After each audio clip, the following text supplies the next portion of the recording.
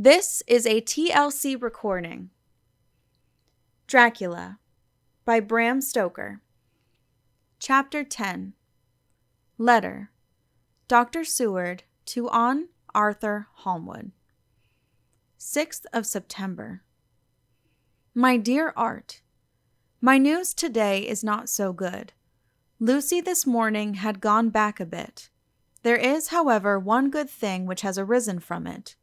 Mrs. Westenra was naturally anxious concerning Lucy, and has consulted me professionally about her.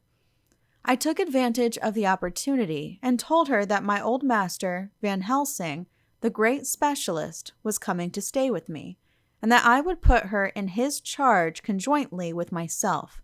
So now we can come and go without alarming her unduly, for a shock to her would mean sudden death. And this, in Lucy's weak condition, might be disastrous to her. We are hedged in with difficulties, all of us, my poor old fellow, but please God, we shall come through them all right. If any need, I shall write, so that, if you do not hear from me, take it for granted that I am simply waiting for news. In haste. Yours ever, John Seward. Dr. Seward's Diary. 7th of September. The first thing Van Helsing said to me when we met at Liverpool Street was, "Have you said anything to our young friend, the lover of her?" "No," I said. "I waited till I had seen you, as I said in my telegram.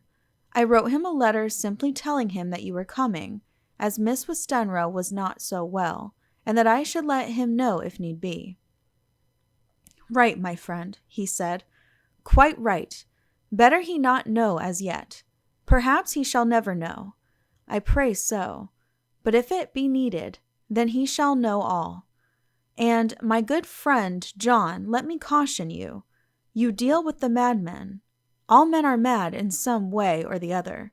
And inasmuch as you deal discreetly with your madmen, so deal with God's madmen too, the rest of the world. You tell not your madmen what you do, nor why you do it. You tell them not what you think. So you shall keep knowledge in its place, where it may rest, where it may gather its kind around it and breed. You and I shall keep as yet what we know here and here." He touched me on the heart and on the forehead, and then touched himself the same way. "I have for myself thoughts at the present. Later I shall unfold to you." "Why not now?" I asked. "It may do some good. We may arrive at some decision." He stopped and looked at me and said, "My friend John, when the corn is grown, even before it has ripened, while the milk of its mother earth is in him, and the sunshine has not yet begun to paint him with his gold, the husbandman he pull the ear and rub him between his rough hands, and blow away the green chaff, and say to you, 'Look, he's good corn. He will make good crop when the time comes.'" I did not see the application, and told him so. For reply he reached over and took my ear in his hand and pulled it playfully, as he used long ago to do at lectures, and said, "The good husbandman tell you so then because he knows, but not till then. But you do not find the good husbandman dig up his planted corn to see if he grow. That is for the children who play at husbandry, and not for those who take it as of the work of their life. See you now, friend John? I have sown my corn, and nature has her work to do in making it sprout, if he sprout at all. There's some promise, and I wait till the ear begins to swell." He broke off, for he evidently saw that I understood. Then he went on, and very gravely, "You were always a careful student, and your case book was ever more full than the rest. You were only student then, now you are master, and I trust that good habit have not failed. Remember, my friend, that knowledge is stronger than memory, and we should not trust the weaker. Even if you have not kept the good practice, let me tell you that this case of our dear Miss is one that may be, mind, I say may be, of such interest to us and others that all the rest may not make him kick the beam, as your people say. Take then good note of it. Nothing is too small. I counsel you, put down in record even your doubts and surmises. Hereafter it may be of interest to you to see how true you guess. We learn from failure, not from success. When I described Lucy's symptoms, the same as before, but infinitely more marked, he looked very grave, but said nothing. He took with him a bag in which were many instruments and drugs, the ghastly paraphernalia of our beneficial trade, as he once called, in one of his lectures, the equipment of a professor of the healing craft. When we were shown in, Mrs. Westenra met us. She was alarmed, but not nearly so much as I expected to find her. Nature, in one of her beneficent moods, has ordained that even death has some antidote to its own terrors.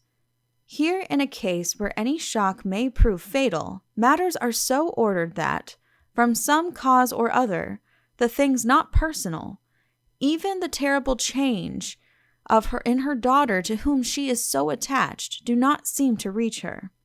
It is something like the way Dame Nature gathers round a foreign body an envelope of some insensitive tissue which can protect from evil that which it would otherwise harm by contact. If this be an ordered selfishness, then we should pause before we condemn any one for the vice of egoism, for there may be deeper root for its causes than we have knowledge of. I used my knowledge of this phase of spiritual pathology and laid down a rule that she should not be present with Lucy or think of her illness more than was absolutely required. She assented readily, so readily that I saw again the hand of nature fighting for life. Van Helsing and I were shown up to Lucy's room. If I was shocked when I saw her yesterday, I was horrified when I saw her today. She was ghastly, chalkily pale. The red seemed to have gone even from her lips and gums, and the bones of her face stood out prominently. Her breathing was painful to see or hear. Van Helsing's face grew set as marble, and his eyebrows converged till they almost touched over his nose. Lucy lay motionless, and did not seem to have strength to speak, so for a while we were all silent. Then Van Helsing beckoned to me, and we went gently out of the room. The instant we had closed the door, he stepped quickly along the passage to the next door, which was open. Then he pulled me quickly in with him and closed the door. "My God," he said, "this is dreadful. There is no time to be lost. She will die for sheer want of blood to keep the heart's action as it should be. There must be transfusion of blood at once. Is it you or me?" "I am younger and stronger, Professor. It must be me." "Then get ready at once. I will bring up my bag. I am prepared." I went downstairs with him, and as we were going, there was a knock at the hall door. When we reached the hall, the maid had just opened the door, and Arthur was stepping quickly in. He rushed up to me, saying in an eager whisper, "Jack, I was so anxious. I read between the lines of your letter and have been in an agony. The dad was better, so I ran down here to see for myself. Is not that gentleman Dr. Van Helsing? I am so thankful to you, sir, for coming." When first the professor's eye had lit upon him, he had been angry at his interruption at such a time, but now, as he took in his stalwart proportions and recognized the strong young manhood which seemed to emanate from him, his eyes gleamed. Without a pause, he said to him gravely as he held out his hand, "Sir, you have come in time. You are the lover of our dear miss. She is bad, very, very bad. Nay, my child, do not go like that." For he suddenly grew pale and sat down in a chair, almost fainting. "You are to help her. You can do more than any that live, and your courage is your best help." "What can I do?" said Arthur hoarsely. "Tell me, and I shall do it. My life is hers, and I would give the last drop of blood in my body for her." The professor has a strongly humorous side, and I could, from old knowledge, detect a trace of its origin in his answer. "My young sir, I do not ask so much as that, not the last." "What shall I do?" There was fire in his eyes, and his open nostril quivered with intent. Van Helsing slapped him on the shoulder. "Come," he said. "You are a man, and it is a man we want. You are better than me, better than my friend John." Arthur looked bewildered, and the professor went on by explaining in a kindly way. "Young miss is bad, very bad. She wants blood, and blood she must have or die.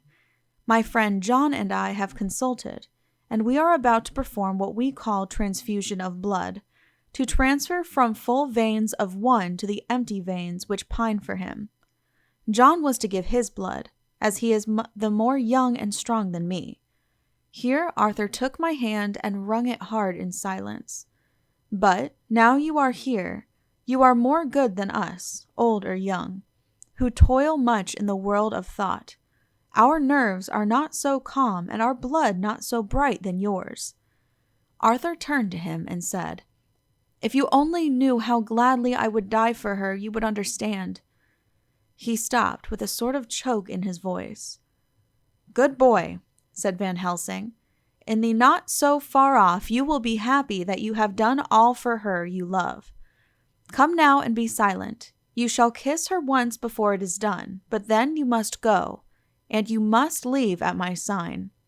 Say no word to Madame. You know how it is with her. There must be no shock. Any knowledge of this would be one. Come." We all went up to Lucy's room. Arthur, by direction, remained outside. Lucy turned her head and looked at us, but said nothing. She was not asleep, but she was simply too weak to make the effort. Her eyes spoke to us, that was all. Van Helsing took some things from his bag and laid them on a little table out of sight. Then he mixed a narcotic, and coming over to the bed, said cheerily, "Now, little miss, here is your medicine. Drink it off like a good child. See, I lift you so that to swallow is easy. Yes." She had made the effort with success. It astonished me how long the drug took to act. This, in fact, marked the extent of her weakness. The time seemed endless until sleep began to flicker in her eyelids. At last, however, the narcotic began to manifest its potency, and she fell into a deep sleep. When the professor was satisfied, he called Arthur into the room and bade him strip off his coat. Then he added, "You may take that one little kiss whilst I bring over the table. Friend John, help to me." So neither of us looked whilst he bent over her. Van Helsing, turning to me, said, "He is so young and strong and of blood so pure that we need not defibrinate it." Then, with swiftness, but with absolute method, Van Helsing performed the operation. As the transfusion went on, something like life seemed to come back to poor Lucy's cheeks, and though Arthur's growing pallor, the joy of his face seemed absolutely to shine. After a bit, I began to grow anxious, for the loss of blood was telling on Arthur, strong man as he was. It gave me an idea of what a terrible strain Lucy's system must have undergone, that what weakened Arthur only partially restored her. But the professor's face was set, and he stood watch in hand, and with his eyes fixed now on the patient and now on Arthur. I could hear my own heart beat. Presently, he said in a soft voice, "Do not stir an instant. It is enough. You attend him. I will look to her." When all was over, I could see how much Arthur was weakened. I dressed the wound and took his arm to bring him away. When Van Helsing spoke without turning round, the man seems to have eyes in the back of his head. The brave lover, I think, deserved another kiss, which he shall have presently. And as he had now finished his operation, he adjusted the pillow to the patient's head. As he did so, the narrow black velvet band which she seems always to wear round her throat buckled with an old diamond buckle which her lover had given her, was dragged a little up, and showed a red mark on her throat. Arthur did not notice it, but I could hear the deep hiss of indrawn breath which is one of Van Helsing's ways of betraying emotion. He said nothing at the moment, but turned to me saying, "Now take down our brave young lover, give him of the port wine, and let him lie down a while. He must then go home and rest, sleep much and eat much, that he may be recruited of what he has so given to his love. He must not stay here. Hold, a moment. I may take it, sir, that you are anxious of result. Then bring it with you that in all ways the operation is successful. You have saved her life this time, and you can go home and rest easy in mind that all that can be is. I shall tell her all when she is well. She shall love you none the less for what you have done. Goodbye." When Arthur had gone, I went back to the room. Lucy was sleeping gently, but her breathing was stronger. I could see the counterpane move as her breast heaved. By the bedside sat Van Helsing, looking at her intently. The velvet band again covered the red mark. I asked the professor in a whisper, "What do you make of that mark on her throat?" "What do you make of it?" "I have not examined it yet," I answered, and then and there proceeded to loose the band. Just over the external jugular vein there were 2 punctures, not large, but not wholesome looking. There was no sign of disease, but the edges were white and worn looking, as if by some trituration. It at once occurred to me that this wound, or whatever it was, might be the means of that manifest loss of blood, but I abandoned the idea as soon as it formed, for such a thing could not be. The whole bed would have been drenched to a scarlet with the blood which the girl must have lost, to leave such a pallor as she had before the transfusion. "Well?" said Van Helsing. "Well," said I can make nothing of it." The professor stood up. "I must go back to Amsterdam tonight," he said. "There are books and things there which I want. You must remain here all the night, and you must not let your sight pass from her." "Shall I have a nurse?" I asked. "We are the best nurses, you and I. You keep watch all night. See that she is well fed and that nothing disturbs her. You must not sleep all the night. Later on we can sleep, you and I. I shall be back as soon as possible, and then we may begin." "May begin?" I said. "What on earth do you mean?" "We shall see," he answered as he hurried out. He came back a moment later and put his head inside the door and said, with warning finger held up, "Remember, she is your charge. If you leave her, and harm befall, you shall not sleep easy hereafter." Dr. Seward's Diary continued. 8th of September. I sat up all night with Lucy. The opiate worked itself off towards dusk, and she waked naturally. She looked a different being from what she had been before the operation. Her spirits even were good, and she was full of a happy vivacity, but I could see evidences of the absolute prostration which she had undergone. When I told Mrs. Westenra that Dr. Van Helsing had directed that I should sit up with her, she almost pooh-poohed the idea, pointing out her daughter's renewed strength and excellent spirits. I was firm, however, and made preparations for my long vigil. When her maid had prepared her for the night, I came in, having in the meantime had supper, and took a seat by the bedside. She did not in any way make objection, but looked at me gratefully whenever I caught her eye. After a long spell, she seemed sinking off to sleep, but with an effort seemed to pull herself together and shook it off. This was repeated several times, with greater effort and with shorter pauses as the time moved on. It was apparent that she did not want to sleep, so I tackled the subject at once. "You do not want to go to sleep?" "No, I am afraid." "Afraid to go to sleep? Why so?" It is the boon we all crave for. Ah, not if you were like me, if sleep was to you a presage of horror. A presage of horror? What on earth do you mean? I don't know. Oh, I don't know. And that is what is so terrible. All this weakness comes to me in sleep until I dread the very thought. But my dear girl, you may sleep tonight. I am here watching you, and I can promise that nothing will happen. Ah, I can trust you. I seized the opportunity and said, I promise you that if I see any evidence of bad dreams, I will wake you at once. You will? Oh, will you really? How good you are to me. Then I will sleep.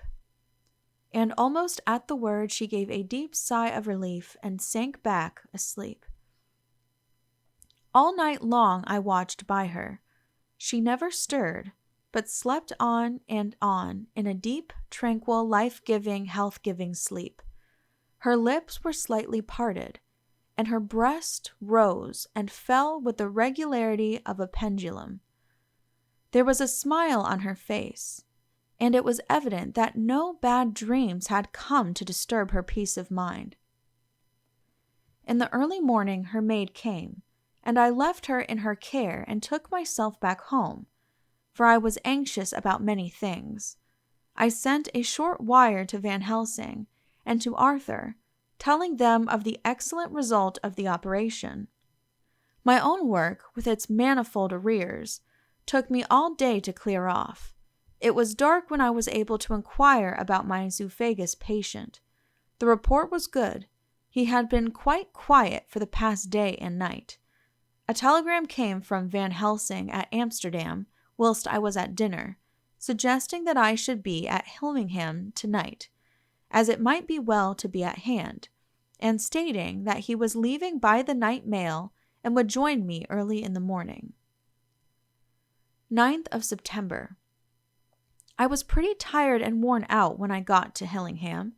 For 2 nights I had hardly had a wink of sleep, and my brain was beginning to feel that numbness which marks cerebral exhaustion.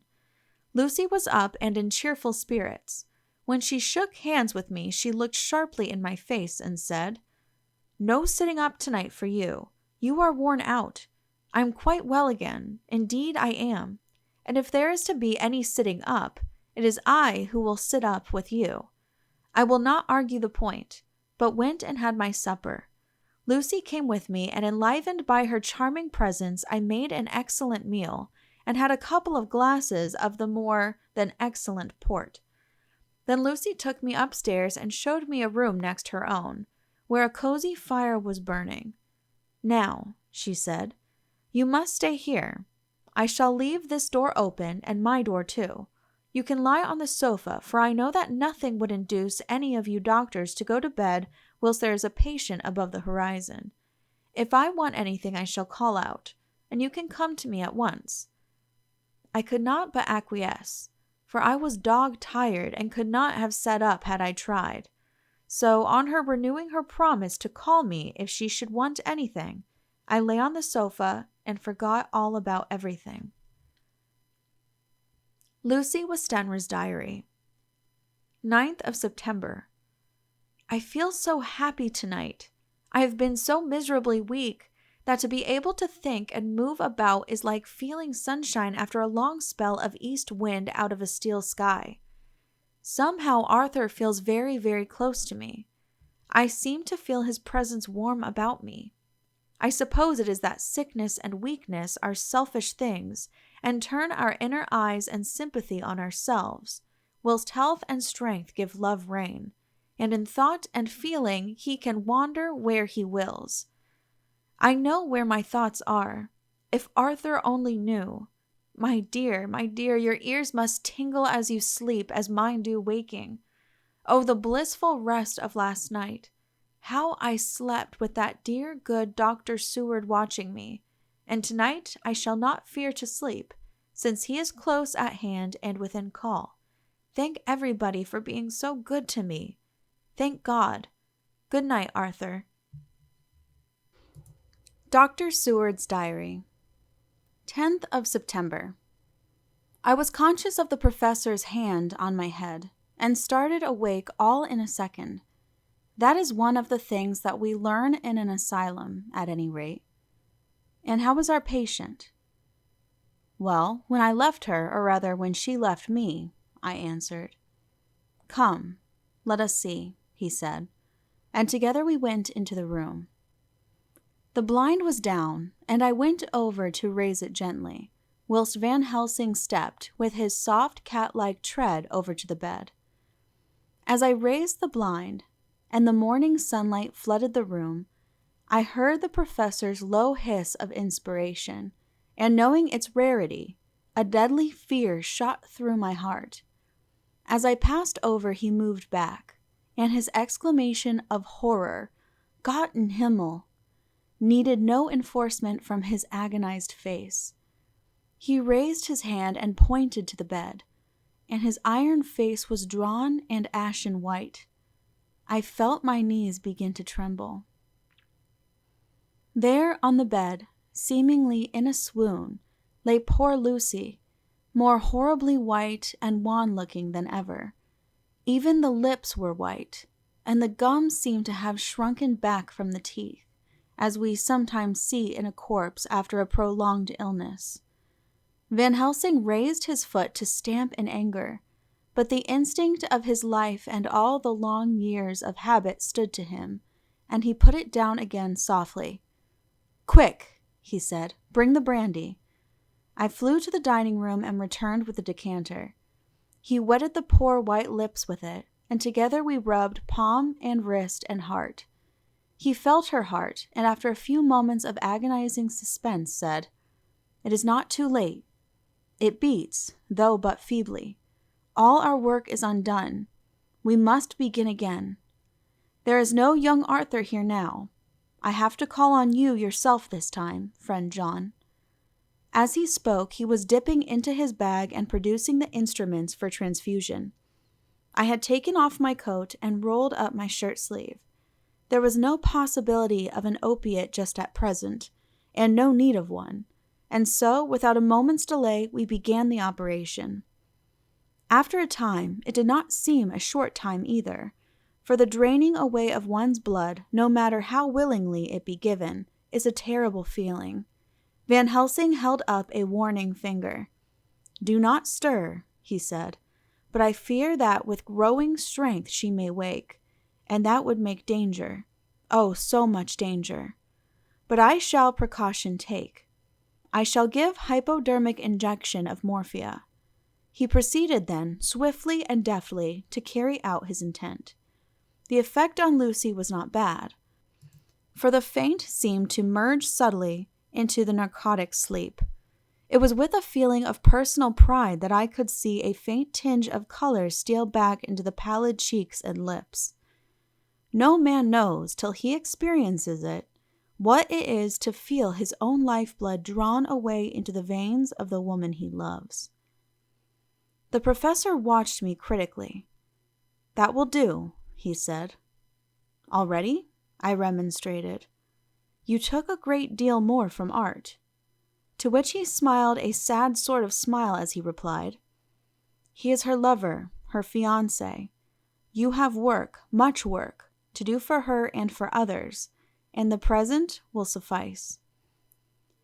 When we stopped the operation, he attended to Lucy, whilst I applied digital pressure to my own incision. I laid down, whilst I waited his leisure to attend to me, for I felt faint and a little sick. By and by he bound up my wound, and sent me downstairs to get a glass of wine for myself. As I was leaving the room, he came after me, and half whispered, Mind, nothing must be said of this. If our young lover should turn up unexpected, as before, no word to him. It would at once frighten him and enjealous him too. There must be none. So. When I came back, he looked at me carefully, and then said, You are not much the worse. Go into the room and lie on your sofa, and rest a while. Then have much breakfast, and come here to me.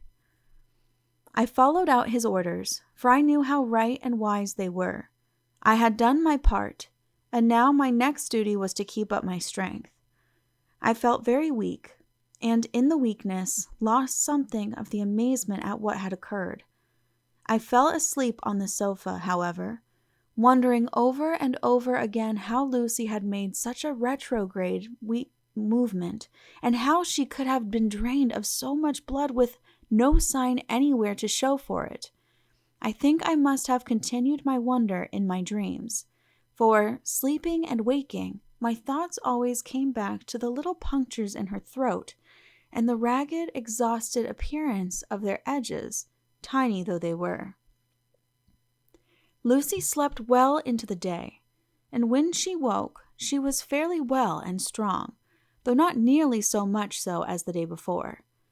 When Van Helsing had seen her, he went out for a walk, leaving me in charge, with strict injunctions that I was not to leave her for a moment. I could hear his voice in the hall, asking the way to the nearest telegraph office. Lucy chatted with me freely and seemed quite unconscious that anything had happened.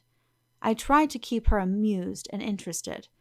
When her mother came up to see her, she did not seem to notice any change whatever, but said to me gratefully, "We owe so much, Dr. Seward, for all you have done, but you really must now take care not to overwork yourself. You are looking pale yourself. You want a wife to nurse and look after you a bit, that you do." As she spoke, Lucy turned crimson, though it was only momentarily, for her poor wasted veins could not stand for long such an unwonted drain to the head. The reaction came in excessive pallor as she turned imploring eyes on me. I smiled and nodded and laid my finger on my lips. With a sigh, she sank back amid her pillows. Van Helsing returned in a couple of hours, and presently said to me, "Now you go home, and eat much and drink enough. Make yourself strong. I stay here tonight, and I shall sit up with little miss myself. You and I must watch the case, and we must have none other to know. I have grave reasons. No, do not ask them. Think what you will. Do not fear to think even the most not probable. Good night." In the hall, 2 of the maids came to me and asked if they or either of them might not sit up with Miss Lucy. They implored me to let them, and when I said it was Dr. Van Helsing's wish that either he or I should sit up, they asked me quite piteously to intercede with the foreign gentlemen. I was much touched by their kindness. Perhaps it is because I am weak at present, and perhaps because it was on Lucy's account, that their devotion was manifested. For over and over again have I seen similar instances of woman's kindness. I got back here in time for a late dinner, went my rounds, all well, and set this down whilst waiting for sleep. It is coming. 11th of September. This afternoon I went over to Hillingham, found Van Helsing in excellent spirits, and Lucy much better. Shortly after I had arrived, a big parcel from abroad came for the professor. He opened it with much empressement, assumed of course, and showed a great bundle of white flowers. "These are for you, Miss Lucy," he said. "For me? Oh, Dr. Van Helsing." "Yes, my dear, but not for you to play with. These are medicines." Here Lucy gave a wry face. "Nay, but they are not to take in a decoction or in nauseous form, so you need not snub that so charming nose, or I shall point out to my friend Arthur what woes he may have to endure in seeing so much beauty that he so loves so much distort. Aha, my pretty miss, that bring the so nice nose all straight again. This is medicinal, but you do not know how. I put him in your window. I make pretty wreath, and hang him round your neck, so that you sleep well. Oh, yes, they, like the lotus flower, make your trouble forgotten. It smells so like the waters of Lethe, and of that fountain of youth that the conquistadors fought for in the Floridas, and find him all too late." Whilst he was speaking, Lucy had been examining the flowers and smelling them. Now she threw them down, saying, with half laughter and half disgust, "Oh, Professor, I believe you are only putting up a joke on me. Why, these flowers are only common garlic." To my surprise, Van Helsing rose up and said with all his sternness, his iron jaw set and his bushy eyebrows meeting, "No trifling with me. I never jest. There is grim purpose in all I do, and I warn you that you do not thwart me. Take care, for the sake of others if not for your own." Then, seeing poor Lucy scared, as she might well be, he went on more gently. "Oh, little miss, my dear, do not fear me. I only do for your good. But there is much virtue to you in those so common flowers. See, I place them myself in your room. I make myself the wreath that you are to wear. But hush, no telling to others that make so inquisitive questions. We must obey, and silence is a part of obedience. And obedience is to bring you strong and well into loving arms that wait for you. Now, sit still a while. Come with me, friend John, and you shall help me deck the room with my garlic, which is all the way from Haarlem, where my friend Vanderpool raised herb in his glass houses all the year. I had to telegraph yesterday, or they would not have been here." We went into the room, taking the flowers with us. The professor's actions were certainly odd and not to be found in any pharmacopoeia that I ever heard of. First, he fastened up the windows and latched them securely.